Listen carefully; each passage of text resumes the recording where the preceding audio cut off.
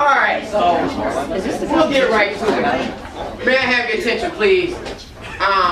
Yes, we're indoors, but I still have my PE voice. I have to get your attention somehow. And Lord, this is my very first time. I'm a first-time caller. And you know when you start to work some things out and then it doesn't seem to go right? Well, this seems like it's going to be one of those things. Hopefully it's not, but I have some good information for you. I have to say certain things to get the nervousness out, so thank you all for showing up. As we get through, I have to cover a couple things. One, I have a PowerPoint, but for some reason, I do not look like standing up here and reading off a PowerPoint screen. So what's going to happen is, I'm going to have to slide up, I'm going to talk about a few things, and I would love to believe that you can read it. I think you're just as smart as your degree states, or what other tests may indicate, or how you may look or sound. And so, as I go through these slides, you can go through from there. So, we can actually get into it. There's your title. I am going to actually try to keep it entertaining for you. I understand that kids who have lower attention spans become adults who have lower attention spans. And I learned one thing during one of my driver's defense classes to get points off my license. But then reading your scripts, then you can keep that attention. So I have some video clips included in it. And so keep your open mind so that you can see what goes on. All right, we can go to the next slide here. Here's a small little insert of our Pinellas County schools up to date. That,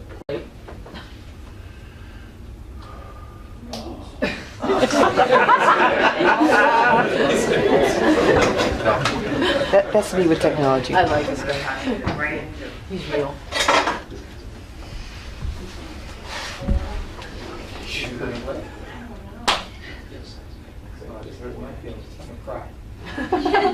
He's doing good. We're going to try something brand new. Flip the script.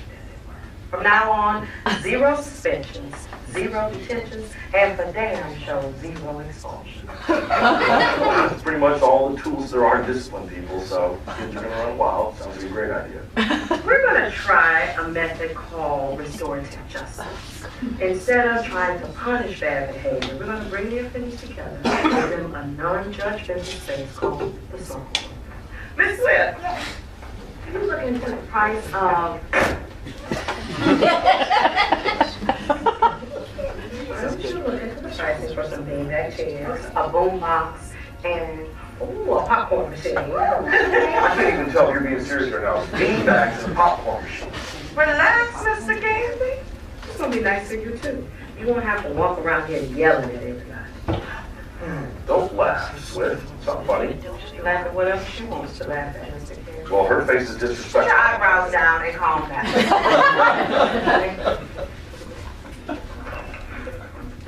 That's right. Are you threatening her? Nope, this pencil broke. All right, so this whole presentation came from an experience that I had in Iowa. Yes, Iowa. You can read about what goes on in Iowa. But there's a place called Waterloo, Iowa. I went to Northern Iowa for grad school. And as a 24-year-old, I was doing my practicum. And I would follow the principal around and see what she does for her leadership course, of course.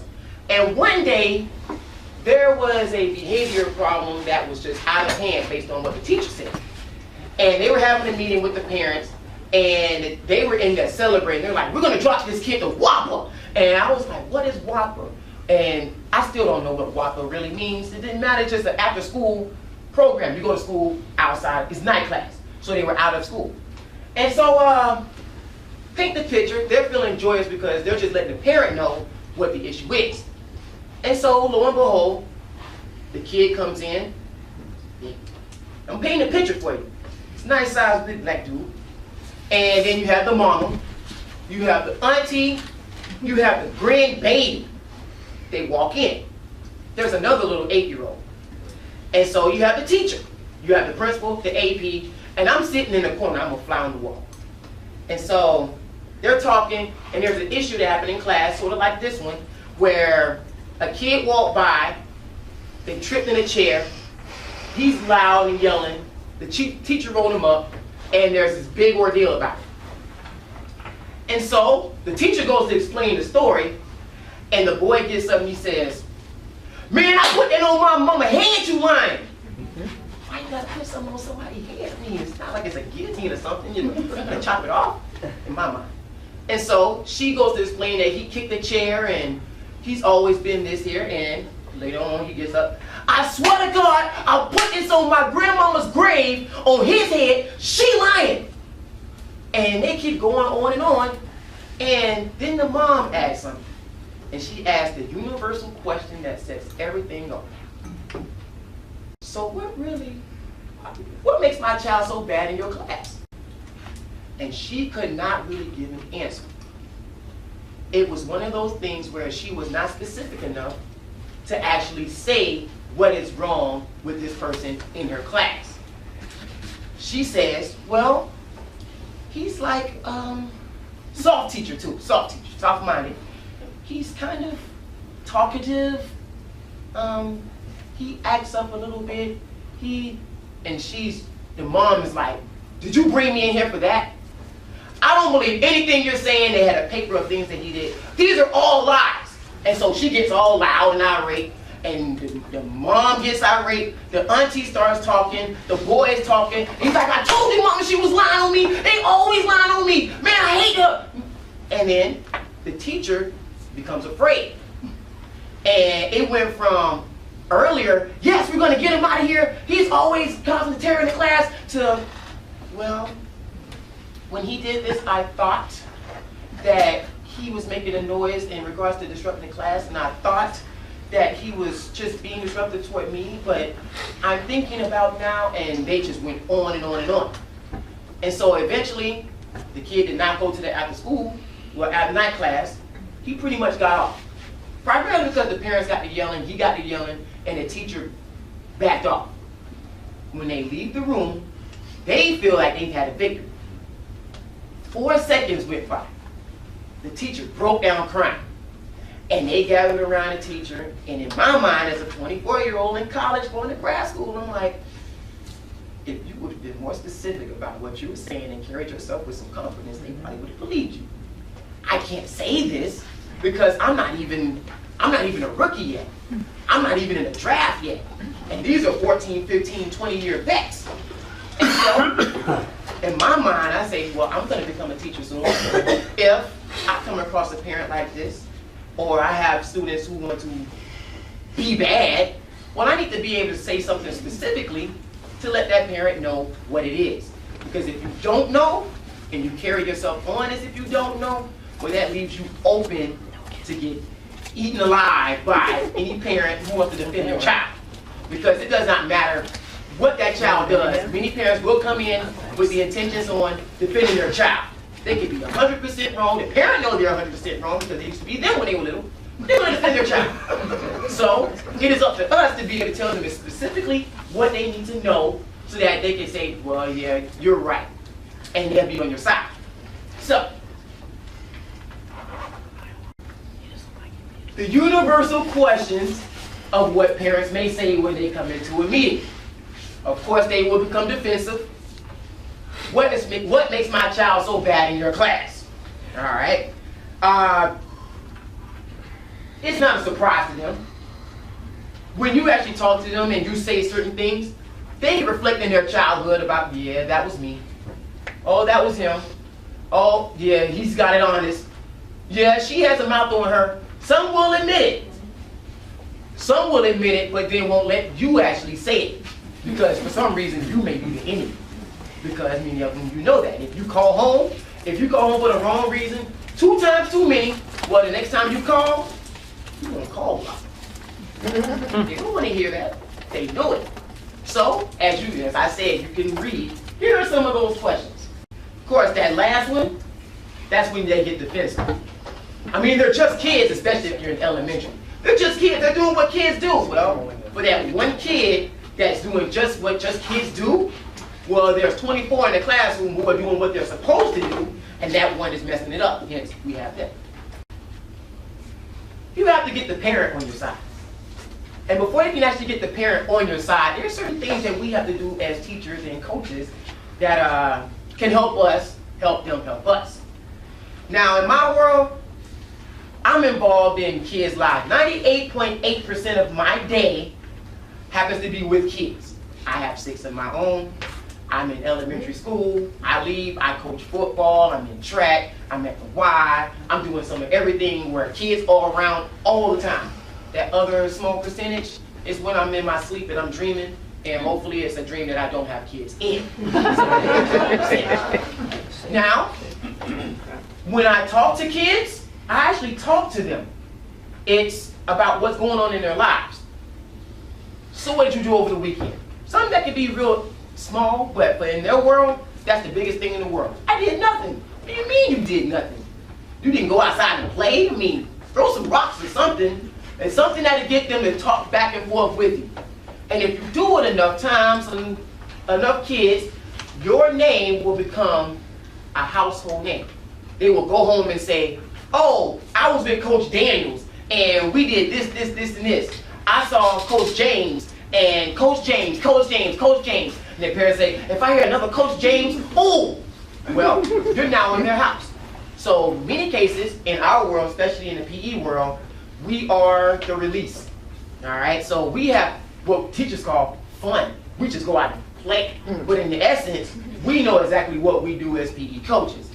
And many cases, when you turn 38, 40, 65, of your elementary flashbacks, more or less likely you're going to remember your PE coaches, then you're going to remember your 3rd grade teacher or your 5th grade teacher that you changed classes to.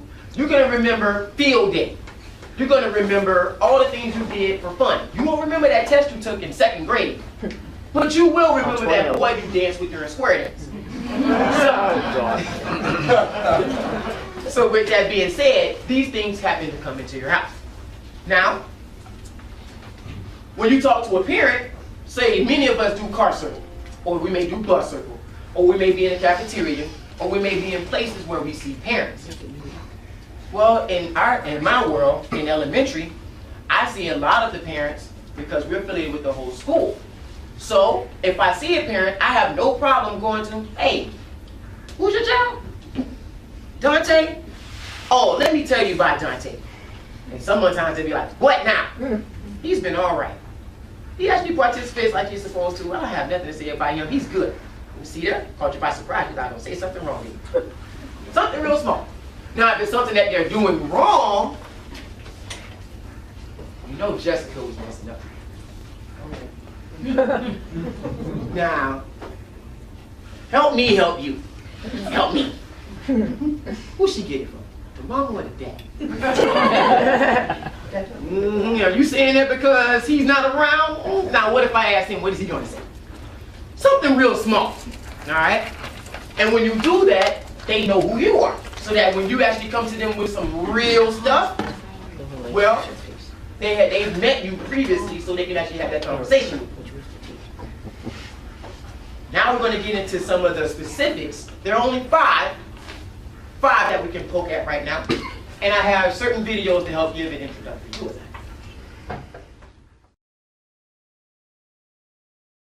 Is she still saying it? Oh, God, yes.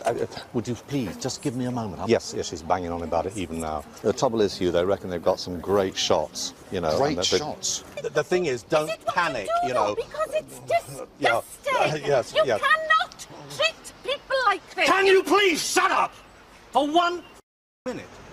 I'm asking nicely. Please. Now, Hugh, look, I'm going to have to hang up. I'm going to have to deal with her. I'm sorry, please. Now, of course, we have our mouth runner. That's just the thing where you can read it. I'm going from a kid's mindset, so you'll be able to understand from a kid's point of view what this is. You're a mouth runner, and I'm gonna need some call and response to. So when I ask a question, I want you to give me some, just popcorn some answers. These people will not ever, ever, ever, ever, ever, ever be quiet. If you can get them to be quiet for 5 minutes at a time, go get the fireworks from Disney World and just let them go, because that's like the biggest accomplishment in the world. They always have to speak their mind. They always have to tell you every single thought that they have. Even if they're just talking to themselves, they have to say something. Something has to come out of their mouth into someone's ears. You can tell them to be quiet. Just be quiet for this moment, let me get it out. They have to have a question. I'm always at the wrong time. They always have to tell their buddy what they think about the question that they want to ask. They always want to tap somebody and whisper into their ear. Sort of like right there.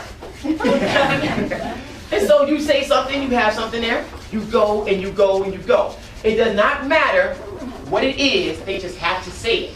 Many cases, they're at home, they don't get paid attention to. And so when they finally get a chance to get some attention, well, they got to take full advantage of it. Now, here's where I call and response. When they grow up, what type of characteristics will this display? What type of careers can they have? Stand-up comedian. You said politician? All right, politician, give me 3, 4 more. Telemarketer. Sales. Customer service, sales, okay. Comedy. Comedian. Phone service? Yeah. Spam likely, huh? Yeah. Give me one more, give me one more. Lawyer. Lawyer, okay. And understand, you have your talk shows. You have Wendy Williams, Oprah, Jerry Springer, you name it, and they will be great because they speak. You can see them on ESPN as a commentator or something like that, but until then, they're in your class, distracting your class. All right?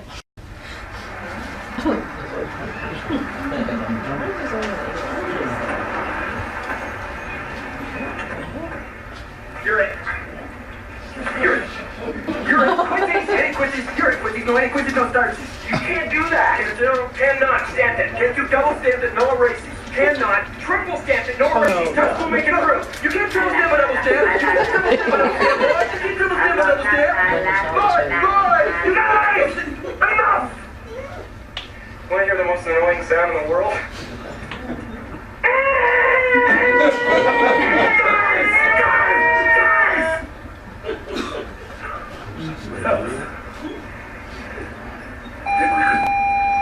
Listen to the radio. He needs the radio. Ready, Harry? Mock. Yeah. Hitting. Yeah. Bird.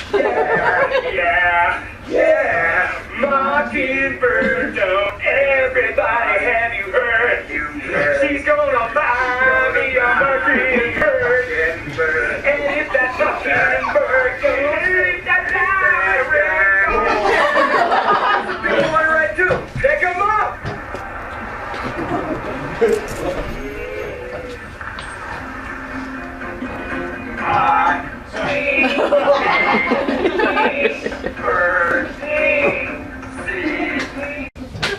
All right, so you happen to be that person in the middle, you're the teacher.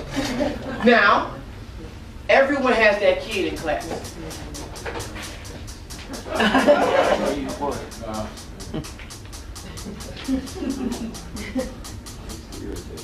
All right. Now, of course that irritator is like,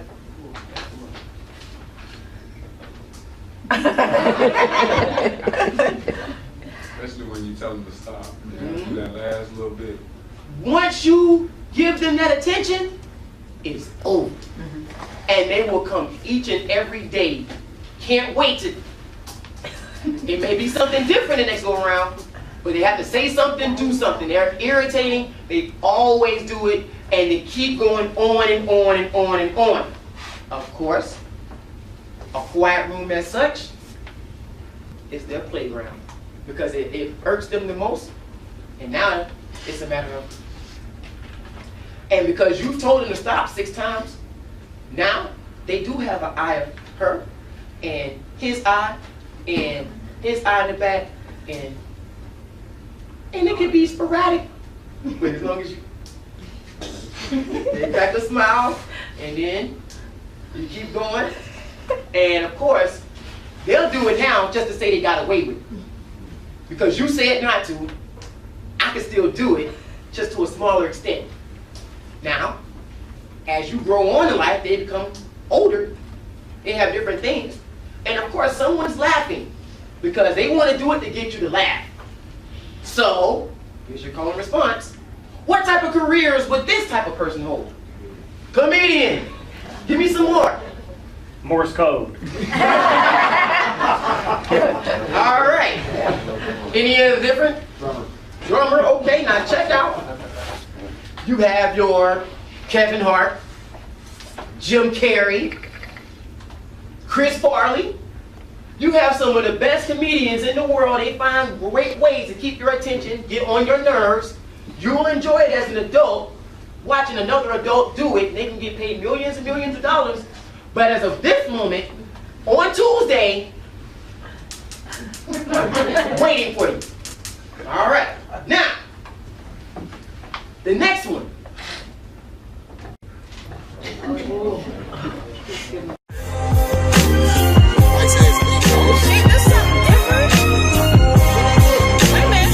Yeah.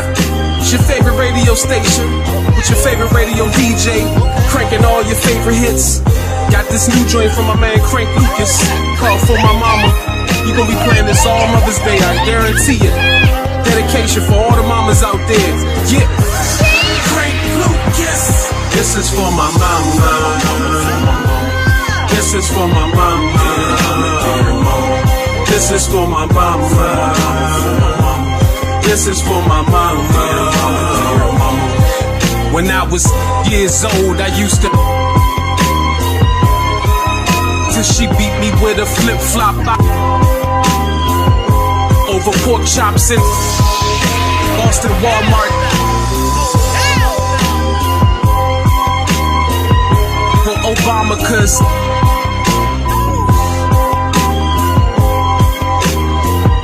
in December we dropped me on my head. Praise Jesus, we was Chris Benoit, and I catalytic converter my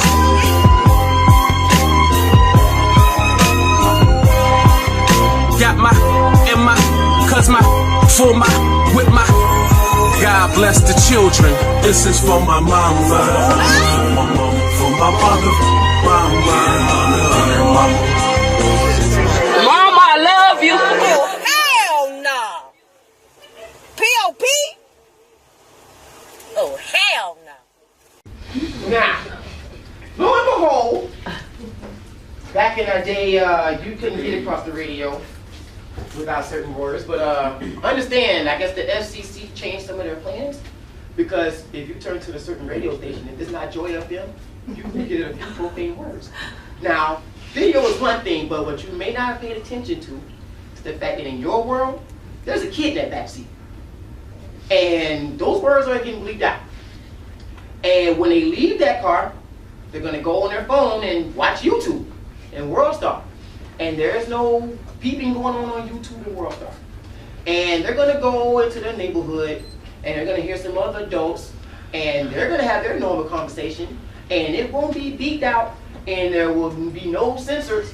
So when they show up to your school, well, every so often they're going to slip up and say something. Sometimes because they've seen a bunch of adults doing it, they think that's the cool thing to do because adults do it. So every so often when I go to talk, I'm going to let a bit slip out. And the kids are like, ooh. And they're like, yeah. And so they get that profane mentality. You may hear so much of it that they may not even recognize when they actually say a profane word. It may slip out when they're amongst some adults and may catch it afterward and, ooh, I say that around you.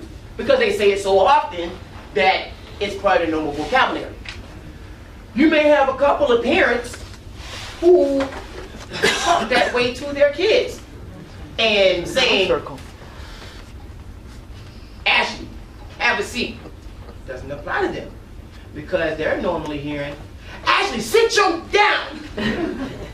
So they get cursed at or cursed to or cursed in conversation.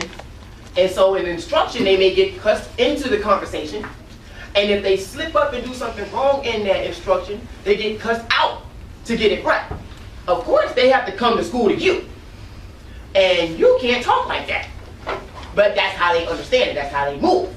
So you have a hard time trying to get that same person to move. Now, they have no problem at all saying it to you. And of course, you can't respond back the same way, so they have to go to the office. All right? Now, what type of career could this be? Very hard, huh? Rapper. All right, we can go along the lines of a rapper, but until they make it, and they're on MTV or any other radio station or anything else, they're in your classroom. And lo and behold, they're letting some words fly. Now, in many cases, if you're in high school or whatever, you may get more of it than in a lower level, because for them, lower level is still kind of bad, but at the same time, it still makes it to that elementary world. Now, this next slide might be a little too rapid, so understand if you are a teacher and you do this, for one, you already failed because you let them get to you, and two, OPS is coming for you. Some of you may have seen this in your lives.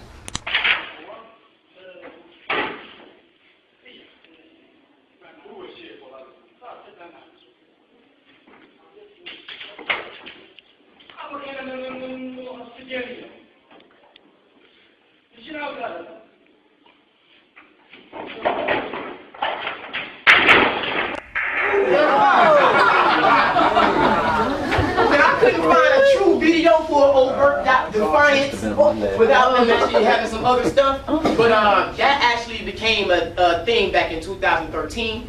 And you can pretty much guess what happened to that teacher. Some of you may feel like that every so often. Please take it out of your spirit, because if you actually interact with that and use it to your actions, we won't see you at the next DWT. Alright? But our defiant ones, the ones that when you ask them to do something, the first thing they're going to say is why, followed by a no, or it may be no, followed by a why. I'm not doing it. And it's pretty much a, I don't want to do it because you said so. All right, everybody have a seat. Everyone sits down. This person wants to stay standing. Jeremy, do you need a personal invite? A second goes by. All right, so it's time to do a lap. I ain't doing it. And of course, when you have defiance, they may look for others to join them. And if you have a pack of defiant ones, you have a problem. In many cases, the other ones are just followers, but there's that one leader. And that's the hardest one to get to. Or even worse, the followers who think that that's actually cool. So then they start to do it. Now, these people may see a lot of arguing and defiance in their own house, because there may be a mama and a daddy, or a mama and a boyfriend, or a baby mama and a baby daddy, and they're always bickering with each other. And you tell, one tells the other to do something, I'm not doing it, you do it, no, I ain't doing it. So they hear that 11 o'clock at night, when it's time to go to sleep. They fall asleep with it, they wake up with it, and then they see you in the morning. And they have it in their spirit, they have to release it in some form of fashion, and so you become now the cushion for relieving that defiance. As of this moment, it may wreck your nerves, but in essence, they may just be releasing some tension. Maybe. But in many cases, you know which ones are very defined and which ones are not. Now, here's the question of the day. What type of careers could this be? What type of person could this be as an adult? Give me one. A scientist. A scientist? Okay. Give me something else. Yeah, some of you are thinking, what a scientist? Yeah. Doing something totally different from what is considered the norm, aka defiance. We have revolutionists. Something that just is different from the norm. You got to deviate from it. It may change a couple of things. Of course, if we all fell in the same thing, just do the same thing all the time, it may just be nothing new in the world. But usually you can charge it to the ones who are defined or want to do something totally different that can actually spark some change. But lo and behold, it's how you go about that change. But lo and behold, they're in your classroom as a child. And now they got to go to the office because they just told you something and you did not go. Last but not least, this is the one that we like to attribute to the quote-unquote bad. We link it to this. Hello, Queen Lisa. Bart, what are you doing in my room? Lisa, certain differences, rivalries, if you will, have come up between us. At first I thought we could talk it over like civilized people. But instead, I just ripped the head off Mr. Honey Bunny. Bart, that was your cherished childhood toy. Ah, Mr. Honey Bunny! Quiet down, Bart. Bart, just get out of here. Hey, it's a free country. You get out. That doesn't make sense. I know you are, but what am I? Get out, get out! Okay, but on my way, I'm gonna be doing this.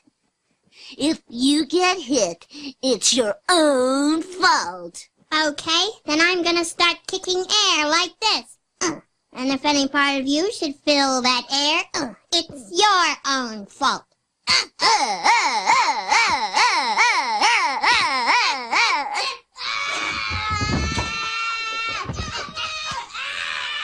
I better go check that out. Now, Homer, don't you eat this pie. Okay. All right, Pie. I'm just gonna do this. Hop, hop, hop, hop. And if you get eaten, it's your own fault. Hop, hop, hop, hop, hop. No! Oh! Oh! So, these are your violent ones. These are the ones that want to kick, punch, elbow. They give the actual first rule. When we talk about what are rules, expectations, keep your hands and feet to yourself. These are the ones that we think about. They have given us that rule in itself. They would love to find those games that involve some type of action where it's, oh, let's play karate. Or let's play something else where someone's going to get hit and there's going to be some hitting going on. And if they happen to be the ones to get hit, it becomes serious really, really quick.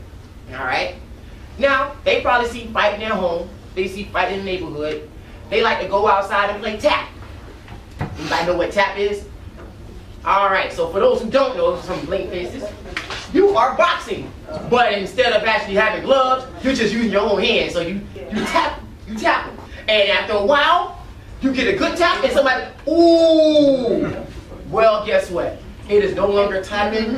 It is all out MMA brawling, and it's a real fight, and you're in the middle of it saying stop, stop, stop. All right? So, as you continue on, these individuals, they like to talk some mess.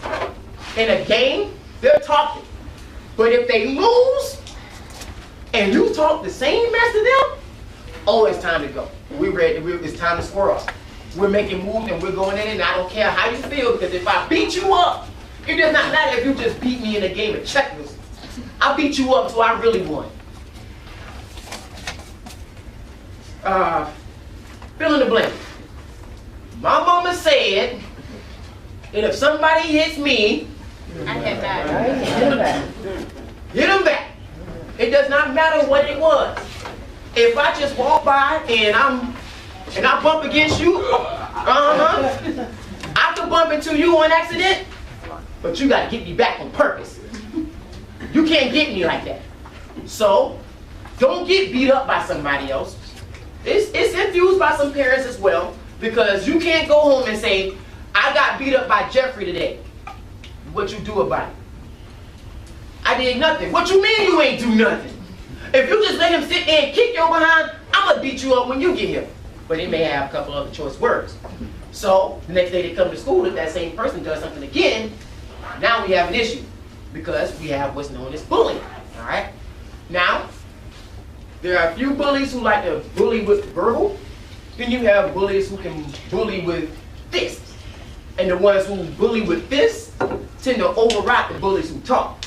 So, if you've ever come across a time where one bully used to be in this class, and the other bullies to be in this class, and they end up being in the same class, in many cases the one that is the violent bully is going to overrule the one that's a talk bully, because pain can override certain things. Now, Here's where we go. Here's the question. Violence. What careers could they hold in violence? NFL. There you go. You have Mike Tyson, you have Conor McGregor, you have Ray Lewis, you have anything where there's some aggression, some hitting, some releasing of tension by punching someone in the eye. But before they get there, they're in your room. And you're trying to separate them and you're buzzing the walkie-talkie for someone to come get them. Yes, it's true.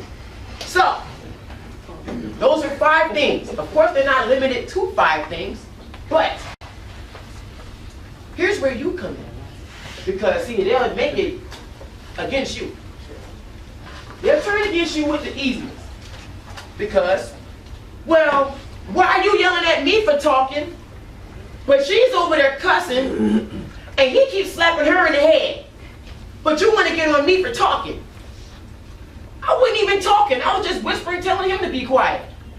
Classic line. Well, you as a teacher, there are certain things that you have within you that can determine what goes on with your kids. For instance, I grew up in church, and the 10 Commandments were law, and you better not say anything profane at all, because, well, that's a sin, and the Lord's going to get me, and whoever's around is going to get me. So I never could say any cuss words. And I can't even go as far as to say shucks, or shoot, or darn it, because that's too close to the real cuss words. And so if my dad heard me say, hot darn it, oh man, that's too, I might get the taste slapped out of my mouth. There's like 10,000 taste buds. How do you slap the taste out of someone's mouth? But then later on, it might be the flavor comes back of Irish Spring or Dove or I grow up and I come into a classroom with somebody saying some cuss words. So instantly, that takes me back to my childhood, and I'm fuming. Direct pathway to the last nerve, because I couldn't handle profanity as a child.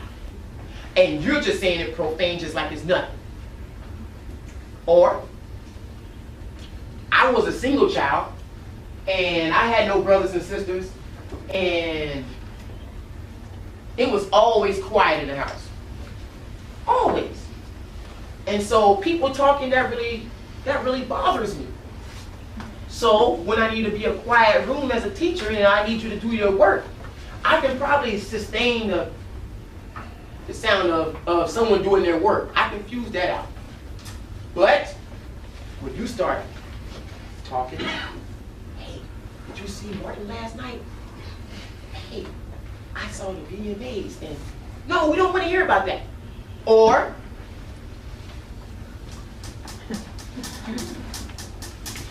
that person, he's the newest drum lineman. He's making beats in his head. He's the next Rick Pharrell or whoever's the beat producer. He had that beat going on in his head, but for you, it's just. And so for you, direct pathway to the last nerve. It gets you going, and you're fumed, and that person is the worst person, all right? You have a mother and a father at home. You understood the concept of authority. If the top person said it, everyone fell in line. You probably were in the military at one point in time, and you understand your sergeant's orders. They say move, you move. They say jump, how high, sir? You stand straight up, you stand straight up. At 4:59, you better be out there for PT, and if it's at 5:01, you have problems. So you're at there 4:59 and 00 on the second mark, and so if they told you to do it, you do it, no questions asked. And then you step into that PE field, and you tell Dante, all right, we're going to do a lap. Make sure you get under. I ain't doing no lap. What? Direct pathway to your last nerve. So, lo and behold, he says no.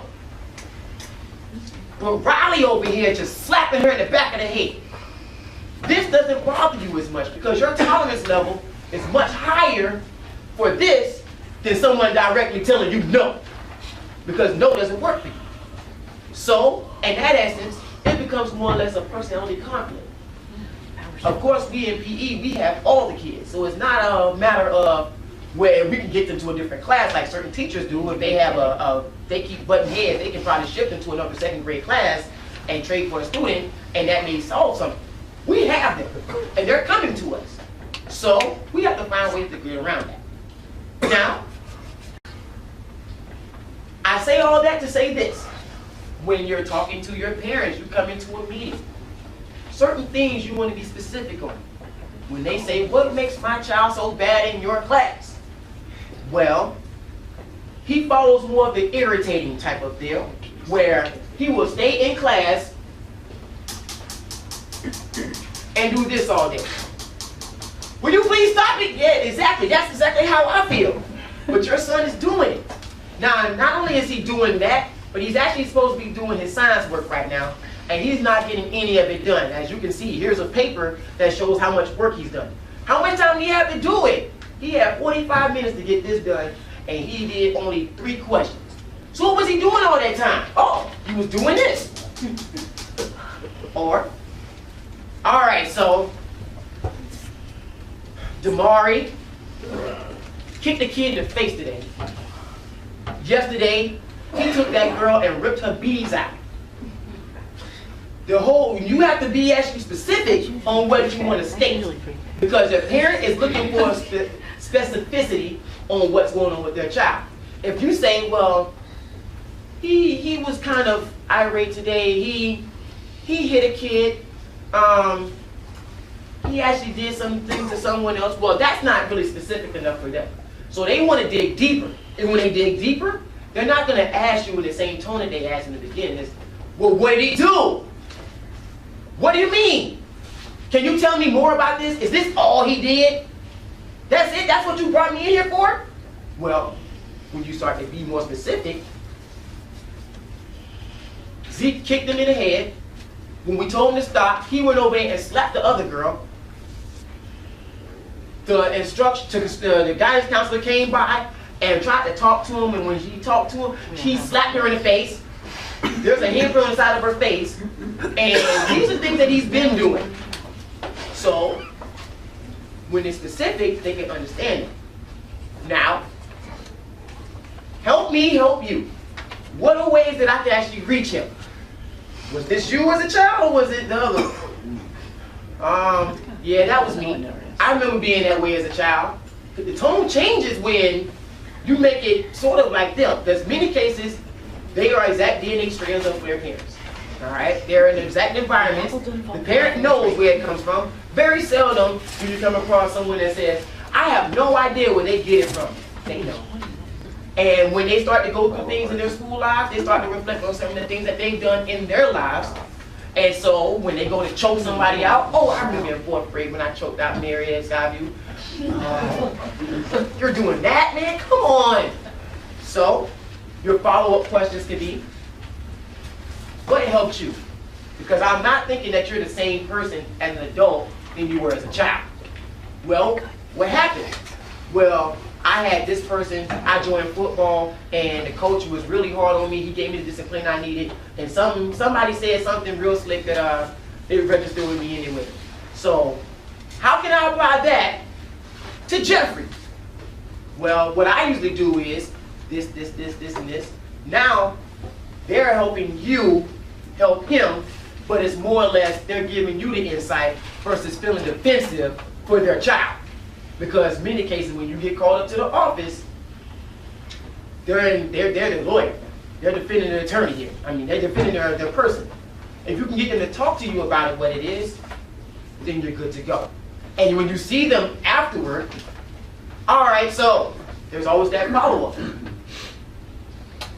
All right, so after I talk with you, Damari is doing a little better. He went from a 46% to a 65%. But we'll take that percent increase. Give it some more time, he may get up to 78, 80% and making it throughout the PE period without doing something wrong.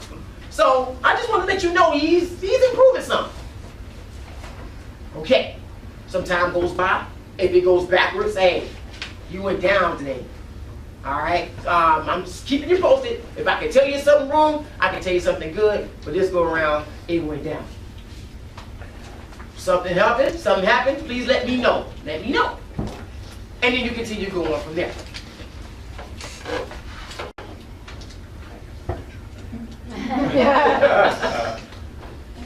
Any questions?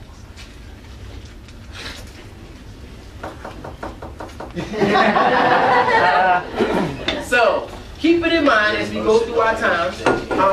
I think we're in great time, right on it. I can send you the PowerPoint, but I think it's too much because it's a video embedded in it, so it can't be a basic email. But I will take this video, I'll put the slideshow in the video, I can upload it, and you can receive a link, and you can watch it all that you want. But keep this in mind as you go through, because it's any age group, any gender, any racial demographic, it comes with the territory. Right? Thank you for